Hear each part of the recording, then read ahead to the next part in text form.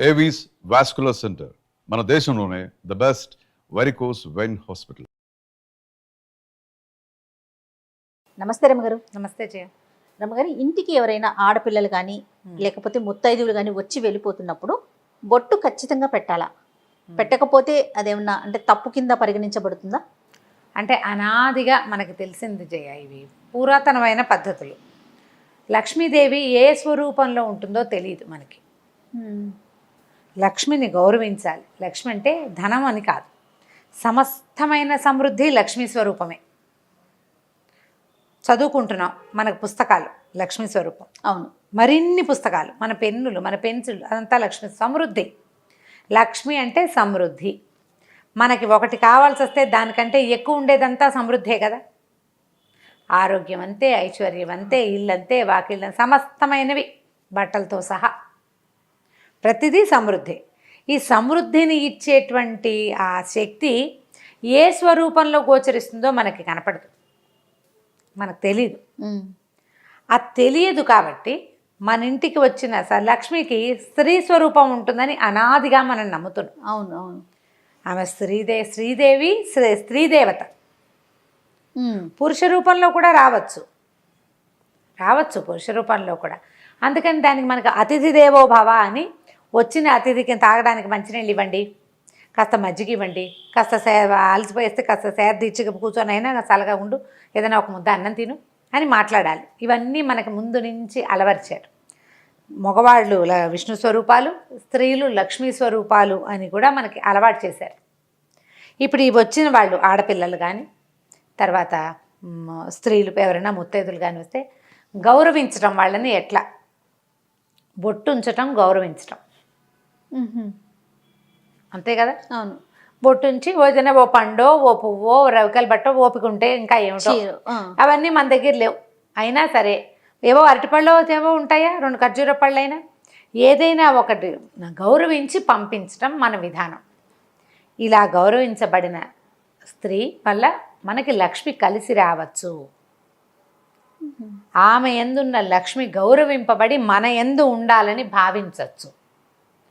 రెండోది, స్త్రీలకి బొట్టు పెట్టడం అది ఏంటంటే దీంట్లో ఒక చిన్న మార్మికమైన ఒక వ్యవహారం ఉంటుంది.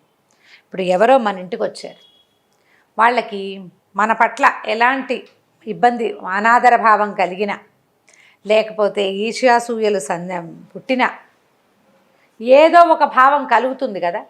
అదొక తీవ్రమైన భావం అనుకో, దాని దృష్టిపాతం మన మీద ఉండకూడదు. ఓహోహో, అందుకని ఈ నుదుటన ఉండే ఆజ్ఞాచక్రాన్ని చల్లబరుస్తాం మనం బొట్టు పెట్టి. అది వాళ్ళ దృష్టి పాజిటివ్గా మన మీద ఉంటుంది.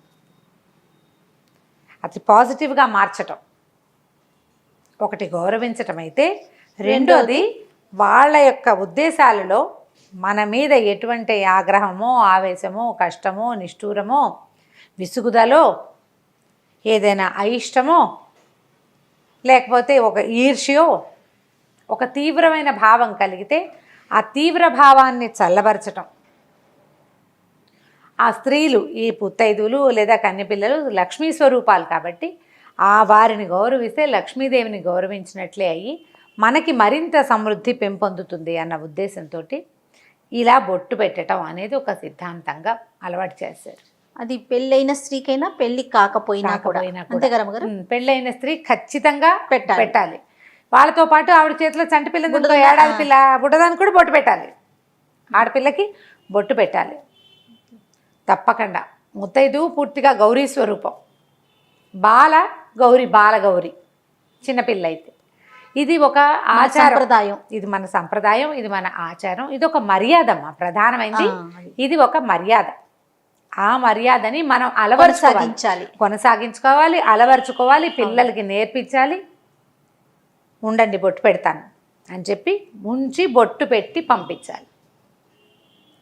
ఆ బొట్టు పెడతాను ఉండు అన్నది ఒకసారి ఆజ్ఞగా భావించి లక్ష్మీదేవి మన ఇంట్లో స్థిర నివాసం కూడా చేయొచ్చు. ఆవిడ వెళ్ళిపోతుంది బొట్టు పెట్టించుకున్న ఆవిడ. ఆ బొట్టు పెడతాను ఉండు అన్న మాటని లక్ష్మీదేవి స్వీకరించవచ్చు. ఆ పాజిటివ్ దృక్పథంతోటే మనం బొట్టు పెట్టాలి. పెట్టేటప్పుడు మనం కూడా శ్రద్ధగా ముందు మన మొహాన్ని ఉంచుకుని అప్పుడు ఆ చేత్తో తీసి ముఖంలో పెట్టడం, ఏదైనా పండో ఫలమో ఏదో ఇవ్వటం. కుంకుమ బరట పడిపోకుండా కాస్త జాగ్రత్తగా పెట్టడం. ఈ కుంకుమ అనేది మంగళ ద్రవ్యం, చాలా జాగ్రత్తగా ఉంచుకోవాల్సిన ఆ పద్ధతి. ఇవన్నీ కూడా మనకు ముందు నుంచి అలవర్చారు చూడు. కొన్ని మానేసాం మనం, కానీ కొన్ని మానల. అందులో ఈ బొట్టుంచే విధానాన్ని మానుకోలేదు మనం. మానుకోలేదండి. అందరూ పెడతారు. అవును అవును, అందరూ బొట్టు పెడతారు. కాబట్టి తప్పకుండా ఈ విధానాన్ని ముందుకు తీసుకెళ్ళండి. తర్వాత ఇంకొకటి ఏంటో తెలుసా, దీంట్లో ఇంకొక మాట చెప్తా చూడు. ఇది నాకు చాలా రోజుల క్రితం అనసూయమ్మ గారిని మా ఇంటి దగ్గర ఉండేవారు, పెద్దవారు, వాళ్ళు లక్షణంగా ఉండేవారు. ఆవిడ ఒకసారి చెప్పారు, బొట్టు పెడితే శక్తిపాతం జరుగుతుంది అని. అంటే ఇప్పుడు నాకు బొట్టు పెట్టావు నువ్వు, నాలో ఉన్న శక్తి, నాలో ఉండే సాత్వికమైన శక్తి అంశ ఏదైనా ఒకటి ఉంటే అది నీకు దొరుకుతుంది, అది నీకు లభిస్తుంది. ఓ, శక్తిపాతం అంటారు దాన్ని. ఓకే. కొంచెంమంది మహానుభావులు, చాలా పెద్దవాళ్ళు, స్త్రీలు, చాలా పెద్ద ముత్తైదువులు వాళ్ళు వస్తే వాళ్ళ యొక్క ఐదవతనము, వాళ్ళ యొక్క ఐశ్వర్యము, ఎక్కువ సంతానాభివృద్ధి ఉండటము, వంశాభివృద్ధి జరిగే లక్షణము, భగవంతుని యందు ఆకర్షితులయ్యే పద్ధతో, ఇతరుల పట్ల ప్రేమగా ఉండే ఒక మనస్తత్వం, ఒక సాత్వికమైన శక్తి మనకి లభిస్తుంది. అది ఎవరి నుంచి లభిస్తుందో మనకు తెలియదు. కాబట్టి అందరికీ బొట్టు పెడితే ఎవరో ఒకళ్ళ దగ్గర నుంచి ఆ సాత్విక శక్తి మనకి లభించడానికి అవకాశం ఉంది. రమ్మగారు, ఇప్పుడు మనకన్నా ఒక 10-15 సంవత్సరాలు పెద్దవారు అనుకోండి, వారికి కూడా మనం బొట్టు పెట్టొచ్చా? అందరికీ పెట్టచ్చు, అందరికీ పెట్టచ్చు. పెద్దవాళ్ళకి మనం బొట్టు పెట్టకూడదు అలాంటిది ఉండదు, ఎవరికైనా పెట్టచ్చు. ముసలి మా అమ్మలకి కూడా, అంత పెద్దవాళ్ళకి బొట్టు పెట్టే అవకాశం లభిస్తే భగవంతుడు మన మీద మంచి కరుణ చూపించినట్టు.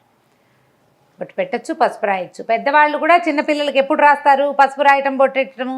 ఏదైనా వాళ్ళు నోవు చేసుకున్నారనుకో, ఓ 50 ఏళ్ళ ఆవిడ నోవు చేసుకుంది అనుకో, ఆ నోవుకి తాంబూలం తీసుకోవడానికి ఒక చిన్నపిల్ల, 16 ఏళ్ళ పిల్ల, కొత్తగా పెళ్ళైన పిల్ల వచ్చిందనుకో, 18 ఏళ్ళ పిల్ల, ఆ పిల్లకి పసుపు రాసి బొట్టు పెట్టి దాని కాళ్ళకి దండం కూడా పెట్టచ్చు. లక్ష్మీ స్వరూపంగా, సాక్షాత్ గౌరీ స్వరూపం లేదా సాక్షాత్ లక్ష్మీ స్వరూపంగా భావించి బాలకి కూడా, చంటి పిల్లకి కూడా, 2 ఏళ్ల చంటి పిల్లకి కూడా దండం పెట్టచ్చు. ఈ బొట్టు పెట్టేదానికి పెద్దగా వయసులో తేడా లేవు. వాళ్ళు బొట్టు ఉంచుకునే అలవాటు ఉన్న వాళ్ళు కావాలి, విధానం ఉన్న వాళ్ళు అయితే చాలు.